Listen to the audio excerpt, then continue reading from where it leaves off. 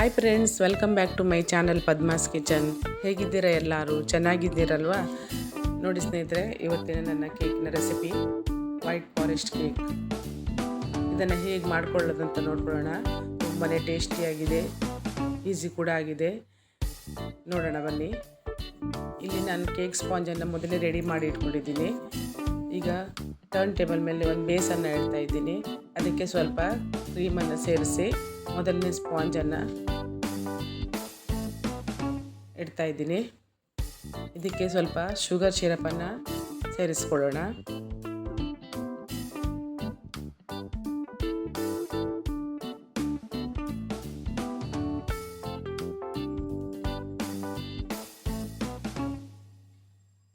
ಈಗ ಕ್ರೀಮನ್ನು ಸೇರಿಸ್ತಾ ಇದ್ದೀನಿ. ಕ್ರೀಮನ್ನು ಕೂಡ ಮೊದಲೇ ರೆಡಿ ಮಾಡಿ ಇಟ್ಕೊಂಡಿದ್ದೀನಿ.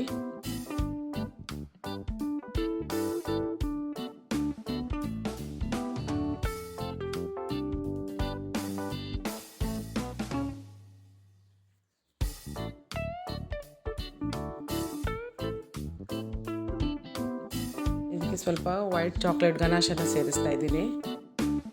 ಇದ್ರ ಜೊತೆಗೆ ಚಾಕೋ ಚಿಪ್ಸನ್ನು ಕೂಡ ಯೂಸ್ ಮಾಡ್ಬೋದು.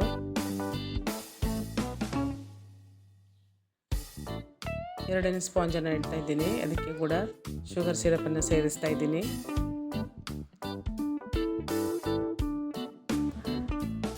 ಮತ್ತೆ ಕ್ರೀಮನ್ನು ಸೇರಿಸ್ತಾ ಇದ್ದೀನಿ.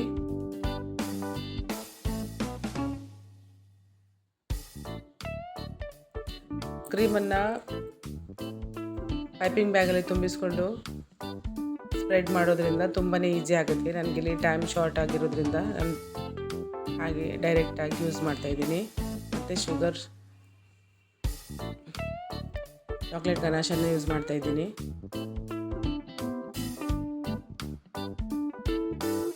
ಇಲ್ಲಿ ನಾನು ಕಾಂಪೌಂಡ್ ಚಾಕ್ಲೇಟ್ನ ಕ್ರಷನ್ನು ಯೂಸ್ ಮಾಡ್ತಾಯಿದ್ದೀನಿ. ಮತ್ತು ಮೂರನೇ ಲೇಯರನ್ನು ಸೇರಿಸ್ತಾ ಇದ್ದೀನಿ. ಮತ್ತು ಅದಕ್ಕೆ ಶುಗರ್ ಸಿರಪನ್ನು ಸೇರಿಸ್ತಾ ಇದ್ದೀನಿ.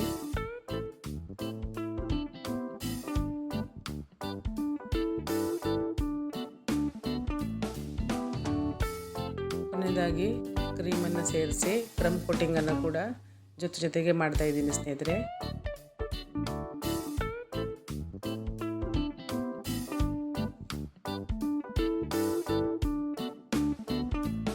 ಒಮ್ಮೆ ನೀವು ಮನೆಯಲ್ಲಿ ಕೇಕ್ ಮಾಡೋಕ್ಕೆ ಶುರು ಮಾಡಿಕೊಂಡ್ರೆ ಮತ್ತೆ ನೀವು ಕೇಕ್ ಶಾಪನ್ನು ಮರೆತೇ ಬಿಡ್ತೀರಾ.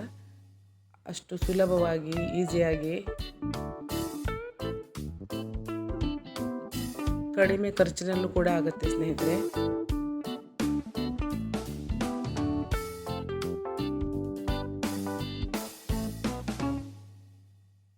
ನೋಡಿ ಸ್ನೇಹಿತರೆ, ಕ್ರಮ್ ಕೋಟಿಂಗ್ ಆಗಿದೆ. ಈಗ ಕೊನೆಯದಾಗಿ ಫ್ರಾಸ್ಟಿಂಗ್ ಮಾಡ್ಕೊಳ್ಳೋಣ. ಮತ್ತೆ ಕ್ರೀಮನ್ನು ಸೇರಿಸಿ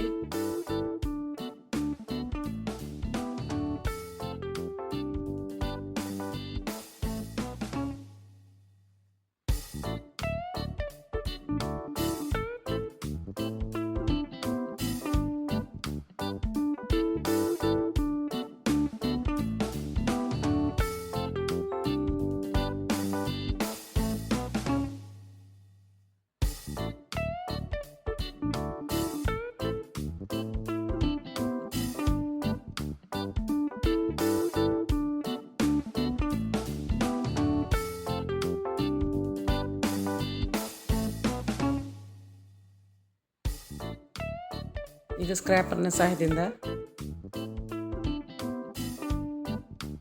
ಕೇಕಿಗೆ ಶೇಪ್ ಕೊಡೋಣ.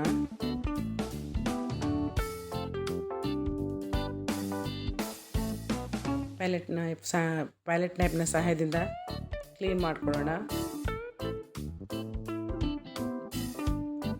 ಇಲ್ಲಿ ವೈಟ್ ಚಾಕ್ಲೇಟ್ ಕಾಂಪೌಂಡನ್ನು ಕ್ರಷ್ ಮಾಡಿ ಇಟ್ಕೊಂಡಿದ್ದೀನಿ. ಅದನ್ನು ಕೇಕ್ನ ತುಂಬ ಸ್ಪ್ರೆಡ್ ಮಾಡ್ತಾ ಇದ್ದೀನಿ.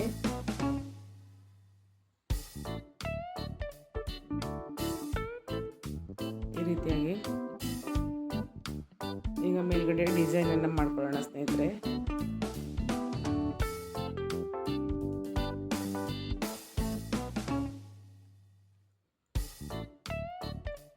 ನೋಡಿ, ಈಗ ಕೇಕ್ ಪೂರ್ತಿಯಾಗಿ ರೆಡಿಯಾಗಿದೆ ಸ್ನೇಹಿತರೆ. ನೋಡಿದ್ರಲ್ಲ ಸ್ನೇಹಿತರೆ, ಇವತ್ತಿನ ನನ್ನ ರೆಸಿಪಿಯನ್ನು ನಿಮಗೆ ಇಷ್ಟ ಆಗಿದ್ದರೆ ಲೈಕ್ ಮಾಡಿ, ಶೇರ್ ಮಾಡಿ, ಕಮೆಂಟ್ ಮಾಡಿ ಮತ್ತು ಸಬ್ಸ್ಕ್ರೈಬ್ ಮಾಡಿ. Thanks for watching. ಧನ್ಯವಾದಗಳು.